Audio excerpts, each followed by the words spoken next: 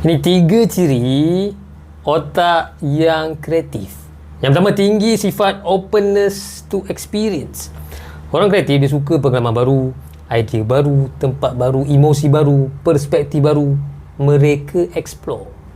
Lebih terbuka menerima sesuatu yang baru supaya lebih banyak inspirasi. Yang kedua, pandai switch antara default mode network, executive control network. Otak yang kreatif ni diibarat macam game manual lah. Dia boleh masuk mode berimajinasi, default mode network tu, untuk hasilkan idea, dan boleh juga tukar cepat ke arah executive control network untuk jelmakan idea tu buat kerja kan. Ramai orang dia boleh berimajinasi kan, melayan pemikiran, tapi orang kreatif ni dia boleh tukar gear tu cepat, daripada ilham kepada tindakan.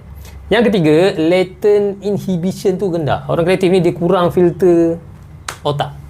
Bila orang lain cerita ke, bagi idea ke, dia tak terus tapi mana boleh macam tu kan, dia apa kau bagi idea macam tu kan. Dia tak, dia kurang filter input. Orang kreatif ni dia nampak benda-benda kecil yang orang lain tak perasan, bunyi ke, pattern ke, mood ke, sistem ke, detail tu. Jadi bagi setengah orang ini boleh jadi overthinking juga sebab kurang tapis. Tapi sebab otak dia mudah switch daripada imajinasi kepada tindakan, jadi tak ada masalah lah kan. Jenis orang yang buat kerja, dia bukan melayan je fikiran. Jadi saya ulang semula, otak kreatif ni ada sifat dia.